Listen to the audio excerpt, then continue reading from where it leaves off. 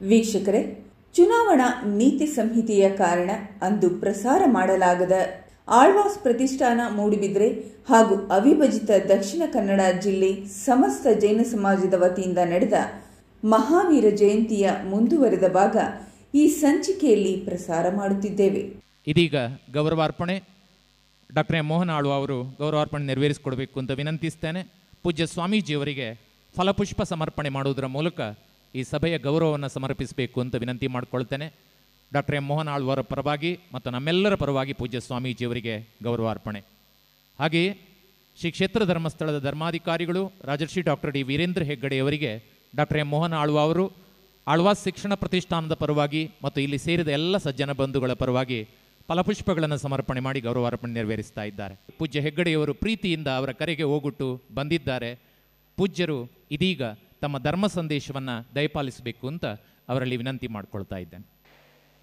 ಇಂದು ಮಹಾವೀರ ಸ್ವಾಮಿಯ ಜನ್ಮ ಕಲ್ಯಾಣದ ದಿವಸ. ಈ ದಿವಸ ಸ್ವಾಮಿಯ ವೈಭವವನ್ನು ನಾವು ನೋಡಿದ್ದೇವೆ. ಮೋಹನ್ ಆಳ್ವರು ಬಹಳ ಸುಂದರವಾದ ಮೂರ್ತಿಯನ್ನು ಇಲ್ಲಿಗೆ ಜಯಪುರದಿಂದ ತಂದಿದ್ದಾರೆ. ಈ ಭಾಗದ ನಾವು ವೇದಿಕೆಯಲ್ಲಿ ಕೂತು ನೋಡಿದರೆ ಬಹಳ ಗಂಭೀರವಾದ ಮುಖ ಮತ್ತು ಆ ಮುಖದಲ್ಲಿ ಬಹಳ ತೇಜಸ್ಸಿದೆ. ಆದರೆ ಎದುರು ಕೂತು ನೋಡಿದಾಗ ಆಗದಿಂದ ಸುಮಾರು 1.5 ಗಂಟೆ ನೋಡ್ತಾ ಆ ಧ್ಯಾನ ಮುದ್ರೆಯಲ್ಲಿದ್ದಂಥ ಮಹಾವೀರ ಸ್ವಾಮಿ ನೋಡಿ ತುಂಬ ಸಂತೋಷ ಆಗ್ತಿದೆ. ಇಂಥ ಧ್ಯಾನ ಮುದ್ರೆಯಲ್ಲಿರ್ತಕ್ಕಂಥ ಮೂರ್ತಿ ಬಹಳ ಕಷ್ಟ. ಅದು ಕ್ಷೀರಾಭಿಷೇಕ ಆಗುವಾಗ ಮುಖವನ್ನು ನೋಡಬೇಕಿತ್ತು. ಕ್ಷೀರಾಭಿಷೇಕ ಆಗುವಾಗ ಮುಖದಲ್ಲಿ ಬಹಳ ತೇಜಸ್ಸು ಕಳೆಯಿತು. ಭವ್ಯಾತ್ಮರೇ, ನಿಮ್ಮೆಲ್ಲರೂ ನಾನು ಭವ್ಯಾತ್ಮರೇ ಅಂತ ಕರೀತೇನೆ ಈಗ. ಯಾಕೆಂದರೆ ಮಹಿಳೆಯರ ಮಹನೀಯರೇ ಅಂತ ಹೇಳೋದಿಲ್ಲ. ಮಹಿಳೆಯರ ಮಹನೀಯರೇ ಲಿಂಗಭೇದ ಸಾಮಾನ್ಯವಾಗಿ ಹೇಳುವಂಥ ಮಾತು. ಆದರೆ ಈ ಅಭಿಷೇಕ ನೋಡಿದ ಮೇಲೆ ನಾವೆಲ್ಲರೂ ಭವ್ಯಾತ್ಮರಾಗಿದ್ದೇವೆ. ಹಾಗಾಗಿ ಭವ್ಯಾತ್ಮರೇ ಅಂತ ನಮ್ಮನ್ನೆಲ್ಲ ನಾನು ಉದ್ದೇಶಿಸಿ ಕರೀತೇನೆ. ಇವತ್ತು ಇಂತಹ ಮೂರ್ತಿಯನ್ನು 24 ತೀರ್ಥಂಕರ ಮೂರ್ತಿಯನ್ನು ಇಲ್ಲಿ ಮಾಡಿ ಕಳೆದ ಪ್ರದರ್ಶನದಲ್ಲಿ ಇಟ್ಟಿದ್ದರು, ವೇಣೂರಿನಲ್ಲಿ ಇಟ್ಟಿದ್ದರು, ಮತ್ತು ಇಲ್ಲಿ ಇಟ್ಟಿದ್ದಾರೆ. ಇಂತಹ ಆಯಾ ತೀರ್ಥಂಕರ ವರ್ಣಕ್ಕೆ ಸರಿಯಾಗಿ ಅದನ್ನು ಮಾಡಿ ಎಲ್ಲ ಕಡೆ ಅವರು ಇಟ್ಟಿರೋದ್ರಿಂದ ನಮಗೆ ತೀರ್ಥಂಕರ ದರ್ಶನ ನಿಜವಾಗಿ ಆಗಬೇಕಾಗಿದ್ದರೆ ಆಳ್ವಾಸ್ ಕ್ಯಾಂಪಸ್ಸಿಗೆ ಬರಬೇಕು. ಹಾಗಾಗಿ ಇವತ್ತು ಭಾಳ ಸಂತೋಷದಿಂದ ನಾನು ಅವ್ರನ್ನ ಅಭಿನಂದಿಸ್ತೇನೆ. ನನ್ನ ಮೊಬೈಲ್ ಫೋನ್ನಲ್ಲಿ ಅವರ ಹೆಸರನ್ನು ನಾನು ಅಪ್ಲೋಡ್ ಮಾಡಿಕೊಂಡಿದ್ದೇನೆ. ಯಾಕೆ ನಾನು ಫೋನ್ ಮಾಡ್ತಾ ಇರ್ತೇನೆ. ನಿಮಗೆ ಗೊತ್ತಿದೆ ಅವರು ಸ್ಪೆಲ್ಲಿಂಗ್ ಏನು ಇಂಗ್ಲೀಷ್ನಲ್ಲಿ MOHAN. ಆದರೆ ಅಕಸ್ಮಾತ್ ನನ್ನ ಫೋನಲ್ಲಿ MAHN ಆಗಿದೆ, ಮಹಾನ್ ಆಗಿದೆ. ಅದು ನನಗೂ ಗೊತ್ತಿಲ್ಲ ಹೇಗಾಗಿದೆ ಅಂತ. ನನಗೆ ಗೊತ್ತಿಲ್ಲ ಹೇಗಾಗಿದೆ ಅದು. ನಾನು ಪ್ರತಿ ಬಾರಿ ಅದು ನೋಡುವಾಗ ಮಹಾನ್ ಆಳುವ ಅಂತ ಬರುತ್ತೆ. ಆಮೇಲೆ ಆಗಲಿ, ಇದು ಅವರು ಮಹಾನ್ ಇದ್ದಾರೆ, ಹಾಗಾಗಿ ಮಹಾನ್ ಆಳುವಂದನೇ ಇರಲಿ ಅಂತ ಅದನ್ನು ಹಾಗೆ ಇಟ್ಕೊಂಡಿದ್ದೇನೆ. ಇಷ್ಟು ಇಲ್ಲಿ ಕ್ಯಾಂಪಸ್ನಲ್ಲಿ, ಇಲ್ಲಿ ಆಳ್ವಾಸ್ ಕ್ಯಾಂಪಸ್ನಲ್ಲಿ ಎಲ್ಲ ರೀತಿಯ ವೈವಿಧ್ಯಮಯವಾದ ಹಬ್ಬಗಳನ್ನು ಆಚರಿಸ್ತಾರೆ. ಎಲ್ಲ ದೇವತೆಗಳನ್ನು ಕೂಡ. ಯಾಕಂದರೆ ಇಲ್ಲಿ ವಿದ್ಯಾರ್ಥಿಗಳು ತಮ್ಮ ತಮ್ಮ ಇಷ್ಟ ದೇವತೆಯನ್ನು ಪ್ರಾರ್ಥನೆ ಮಾಡಿಕೊಳ್ಳಿಕ್ಕೆ, ಪ್ರಾರ್ಥಿಸಿಕೊಳ್ಳಿಕ್ಕೆ ಮುಕ್ತ ಅವಕಾಶ ಇದೆ. ಯಾರಿಗೂ ನಿರ್ಬಂಧತೆ ಇಲ್ಲ, ಇದನ್ನೇ ಮಾಡಬೇಕು, ಹೀಗೆ ಮಾಡಬೇಕು, ನಿರ್ಬಂಧತೆ ಇಲ್ಲ. ಯಾರು ಬೇಕಾದ್ರೆ ಅವರವರ ಇಷ್ಟ ದೇವತೆಯನ್ನು ಪ್ರಾರ್ಥಿಸಿಕೊಳ್ಳಬಹುದು. ಈ ವೇದಿಕೆಯಲ್ಲಿ ಇಬ್ಬರು ಜೈನ ಸಮಾಜದ ಮಹಿಳೆಯರನ್ನು ಗೌರವಿಸುವ ಸಂಕಲ್ಪ ಅವರದ್ದು.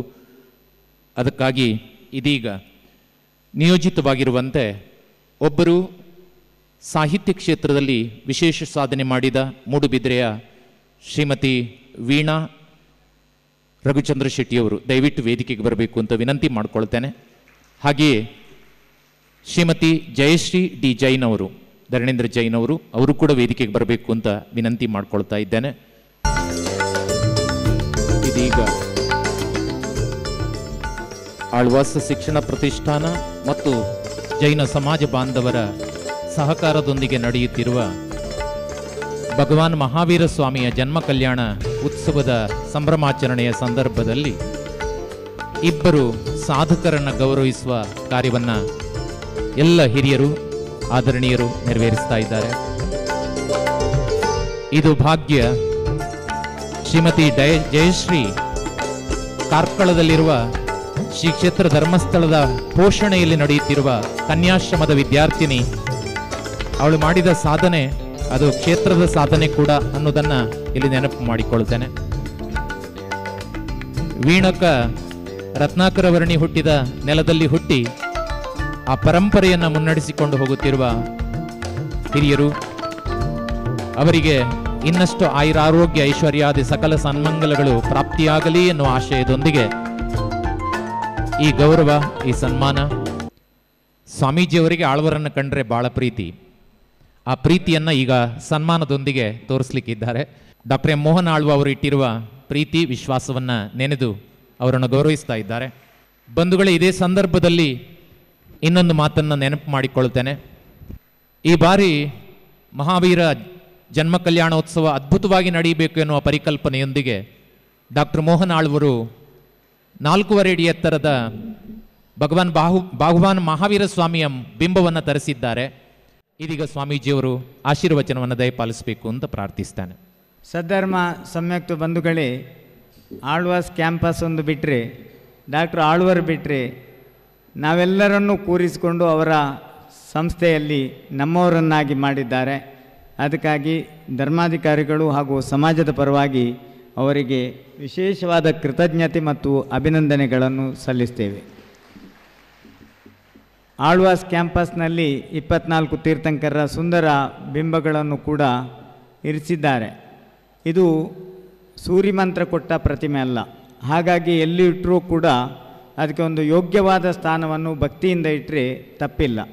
ಹಾಗಾಗಿ ಇದು ಎತ್ತರದ ಮೂರ್ತಿಯಾದರೂ ನಮ್ಮ ಮುನೀಶ್ವರರು ಅದಕ್ಕೆ ನಮಸ್ಕಾರ ಮಾಡುವುದಿಲ್ಲ. ಕಾರಣ, ನಮ್ಮ ಭಟಾರಕರಿಗೆ ಮತ್ತು ಮುನೀಶ್ವರರಿಗೆ ಸೂರ್ಯಮಂತ್ರ ಕೊಟ್ಟರೆ ಮಾತ್ರ ಅದು ಭಗವಂತ, ಇಲ್ಲದಿದ್ದರೆ ಅದು ದರ್ಶನ ಪ್ರತಿಮೆ ಅಷ್ಟೇ. ಹಾಗಾಗಿ ಇಲ್ಲಿ ಪೂಜೆಯೂ ಕೂಡ ಆಗಬೇಕು, ಅಭಿಷೇಕವೂ ಆಗಬೇಕು. ಈ ನೆಲೆಯಲ್ಲಿ ಮಠದಿಂದ ಪ್ರತಿಷ್ಠೆಯಾದ ಬಿಂಬವನ್ನು ಎದುರುಗಡೆ ಇಟ್ಟು ದರ್ಶನ ಪ್ರತಿಮೆಯನ್ನು ಹಿಂದೆ ಇಟ್ಟು ಬಹಳ ಭಕ್ತಿಯಿಂದ ಶ್ರದ್ಧೆಯಿಂದ ಪೂಜೆಯನ್ನು ನೆರವೇರಿಸಿಕೊಟ್ಟಿದ್ದಾರೆ. ಇದೊಂದು ಶ್ರೇಷ್ಠ ಮಟ್ಟದ ಅವರ ಭಾವನೆ. ಮುಂದಿನ ಭವದಲ್ಲಿ ಅವರಿಗೆ ವೀತರಾಗ ಧರ್ಮವನ್ನು ಅವಲಂಬನೆ ಮಾಡತಕ್ಕಂಥ ಒಂದು ಭವ್ಯಾತ್ಮವಾಗಿ ಅವರು ಹುಟ್ಟುವುದರಲ್ಲಿ ತಪ್ಪಿಲ್ಲ.